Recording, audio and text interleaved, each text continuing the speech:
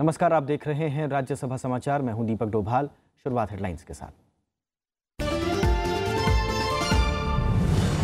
संसद की कार्रवाई अनिश्चितकाल के लिए स्थगित। राज्यसभा में पूरे बजट सत्र की उत्पादकता रही 28%, दूसरे हिस्से की उत्पादकता रही 8%।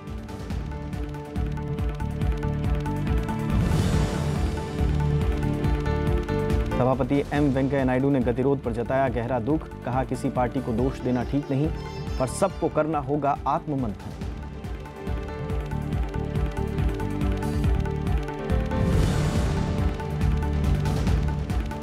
पार्टी लाइन से ऊपर उठकर तमाम दलों के वरिष्ठ नेताओं ने की सभापति से मुलाकात। कम कामकाज पर जताया गहरा अफसोस। सदन की बैठक 2 हफ्तों के लिए बढ़ाने का दिया सुझाव।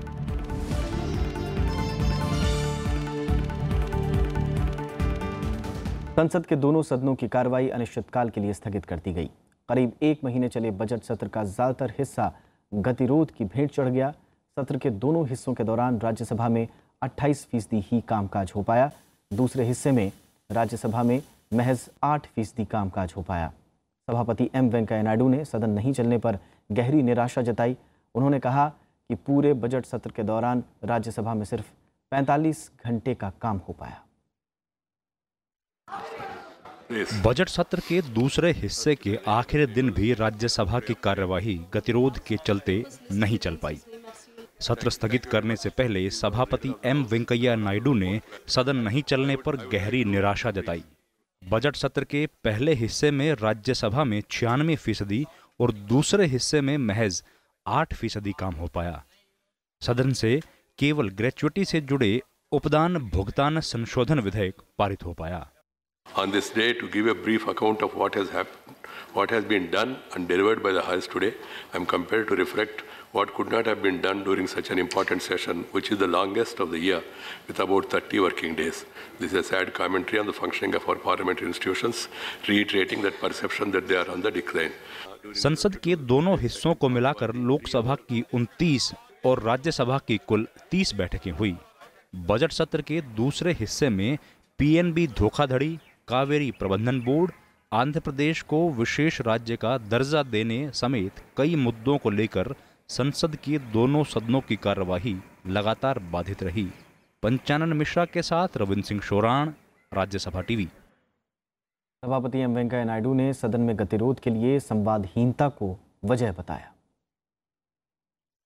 I am disturbed to note that the total breakdown in the communication among various sections of the House, that was the root of the prolonged stalemate and ruined this important session. This is a lesson for all of us that we must have interaction on regular basis, discuss things among ourselves before coming to the House. This is not good for the parliamentary democracy of which our country has come to acquire a place and pride. सभापति M Venkaiah Naidu ने सांसदों से उच्च सदन की मर्यादा और गरिमा बनाए रखने की अपील भी की। Nehru ji also supported it at the end. That it coming to being will be in the interest of the country. You need to raise the expectations of those who strongly justified and need for this House in the Constituent Assembly. Main purpose behind creation of a legislative structure for our country was to provide a democratic forum for people's representatives and restore political and social unity of our country. It is in the hands of honourable members to choose whether to do justice to these lofty ideals with which chamber was created or strengthen the fears of those who had reservations about its utility. In my view, the best way forward is to debate, decide instead of disrupt and derail. Demonstrate your wisdom and concern and not putting placards and other things in the House. सभापति ने ऊपरी सदन की उपयोगिता को लेकर संविधान सभा में हुई बहस का भी जिक्र किया। During the Constituent Assembly debates on the need for Council of States, some members feared that it would prove to be a clog in the wheel of progress, involving expenses and not making much contribution. Pandit Jawaharlal Nehru, the first Prime Minister of the country, who was among the important members of the drafting committee of the Constitution, he said that was set up for reporting and the structure and functioning of the future legislation of our country, has feared in 1936 that a second chamber, Council of States, will check any forward tendencies of the lower house and will be reactionary. Are we making Nehruji's worst fears come true? I hope we are not. We should not for the sake of our parliamentary democracy and the people. On balance of consideration, after detailed debate, it was finally decided to have this second chamber. And even Nehruji also agreed after Anand Sena Ingar, after so many other people also put forth their point of view. सभापति M Venkaiah Naidu ने सदन में उपसभापति पीजे कुरियन के योगदान का जिक्र करते हुए उनके कामों की सराहना की। I, on behalf of the House, would like to convey our appreciation and greetings to the Deputy Chairman of the Rajya Sabha, who is completing his tenure by July. Whether it's in the responsibility of Deputy Chairman as well as the other responsibilities held at various times during the last 30 years of his parliamentary career and public life, he has done extremely well and then tried to maintain parliamentary standards and practices and contributed to the welfare of the country and the development of the nation.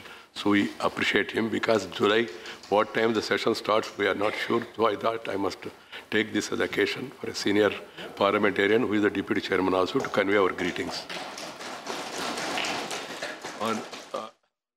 और एक नज़र डाल लेते हैं इस सत्र में हुए कामकाज पर। तो राज्यसभा में बजट सत्र के पहले चरण के बाद विभाग संबंधी स्थायी समितियों के निदान की मांगों पर गहन पड़ताल की गई। सभापति राज्यसभा ने इनके कामकाज को खासतौर पर सराहा है। सदन भले ही न चल पाया हो, लेकिन स्थायी समितियों की बैठकें लगातार बिना गतिरोध के जारी रहीं। राज्यसभा में 145 स्थायी समितियों की रिपोर्ट और उनसे संबंधित वक्तव्य सभापटल पर रखे गए। इसके अलावा भी आपको बताएं कि उच्च सदन में 60 उन सदस्यों को विदाई दी गई, जिनमें केंद्रीय मंत्री अरुण जेटली, रविशंकर प्रसाद, प्रकाश जावड़ेकर, धर्मेंद्र प्रधान, थावरचंद गहलोत समेत कई सदस्य दोबारा चुनकर सदन में पहुंचे। आम आदमी पार्टी ने भी सदन में पहली बार 3 सदस्यों के साथ अपनी मौजूदगी दर्ज कराई। 3 अप्रैल को फिर से अरुण जेटली सदन के नेता बने और 41 सांसदों ने शपथ ली, जबकि 4 अप्रैल को 12 सांसदों का शपथ हुआ। लेकिन सदन में 4 मंत्रालयों पेयजल, स्वच्छता, संस्कृति, खाद्य प्रसंस्करण और गृह मंत्रालय के कार्यकरण पर कोई चर्चा नहीं हो पाई। सरकार की प्राथमिकता वाले तमाम विधेयक केवल एजेंडा का ही हिस्सा बने। भ्रष्टाचार निवारण संशोधन विधेयक 2013 को तमाम कोशिशों के बाद भी पास नहीं कराया जा सका।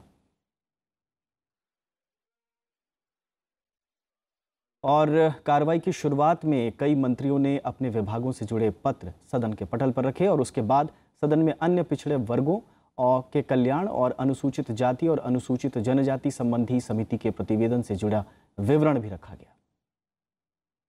Report of the Committee on Welfare of Other Backward Classes, Sri Ram Narayan Dudi. आदरणीय सभापति महोदय, मैं आपकी आज्ञा से भारतीय राष्ट्रीय राजमार्ग प्राधिकरण में रोजगार में ओबीसी का प्रतिनिधित्व सुनिश्चित करने और उनके कल्याण हेतु किए गए उपाय विषय पर अन्य पिछड़े वर्गों के कल्याण संबंधी समिति के 12वें प्रतिवेदन की हिंदी और अंग्रेजी संस्करण की एक प्रति सभापति पर रखता हूँ। Reports of the Committee on the Welfare of Scheduled Caste, Scheduled Tribe, Srimati Vansukh Siem, Sri Ram Kumar Verma. I have called her. मौका दीजिए उनको। So I lay on the table of the House a copy of English and Hindi, both the following to the report of the Committee of the Scheduled Caste and Scheduled Tribe. 22nd report of the action taken by the government on the recommendation contained in the 5th report of the Committee of the Welfare of Scheduled Caste and Scheduled Tribe. 23rd report on the action taken by the government on the recommendations contained in 21st report of the Committee of the Welfare of Scheduled Caste and Scheduled Tribes. Thank you, sir. और सदन में कई मंत्रियों ने अपने विभागों से जुड़े वक्तव्य भी सदन के पटल पर रखे। Statement by Minister Sri Haribhai Pardhibhai Chaudhary. Sir, on behalf of my senior minister, Sri Piyush Goyal, I rise to lay a statement regarding status of implementation of the recommendation contained in 27th report of the Department related Parliamentary Standing Committee on Coal and Steel on demands for grants 2017-18 pertaining to the Ministry of Coal. Sripad Yesho Nayak. Sir, in pursuance of the provision of Rule 266 of Procedure and Conduct of the Business, I wish to inform the House the status of implementation indicated in the statement being laid on the table of the House of various recommendations contained in the 101st and 105th reports of the Department related Parliamentary Standing Committee on the Health and Family Welfare in respect of Ministry of Ayush, Yoga and Naturopathy, Unani, Siddha and Homeopathy. Shri Manoj Sinha. So, in pursuance of the Direction 35 of the Honorable Chairman Rajya Sabha, I would like to make a statement regarding the status of implementation of the recommendations contained in the 19th report of the Standing Committee on Labour and Deployment of Contract, Casual, Sanitation Workers for Perennial Nature of Jobs in MTNL, pertaining to the Department of Telecommunications, Ministry of Communications on the table of the House. Thank you. अनिश्चितकाल के लिए संसद का सत्र स्थगित होने के बाद राज्यसभा में विभिन्न दलों के वरिष्ठ नेताओं ने सदन की बैठक 2 सप्ताह के लिए बढ़ाने का सुझाव रखा है। कांग्रेस, बीजेपी, टीएमसी, सीपीआई और टीडीपी समेत अन्य दलों के नेताओं ने सभापति एम वेंकैया नायडू से मिलकर सदन में अवरोध पर गहरा दुख जताया। सूत्रों के मुताबिक इन नेताओं ने माना कि बजट सत्र में लंबे गतिरोध के लिए सभी दल सामूहिक रूप से जिम्मेदार हैं। आधे घंटे तक चली बैठक में सत्र के दौरान हुए कामकाज की विस्तृत समीक्षा की गई। नेताओं ने सदन के अंदर विरोध के लिए स्पष्ट नियम बनाने का सुझाव दिया। साथ ही प्ले कार्ड पर पूरी तरह से पाबंदी की बात भी कही गई। इन नेताओं ने जनरल पर्पस कमेटी की बैठक बुलाने का सुझाव दिया, जिसमें लगातार अवरोध करने वालों के खिलाफ कार्रवाई पर विचार किया जा सके और इस तरह के गतिरोध को रोका जा सके।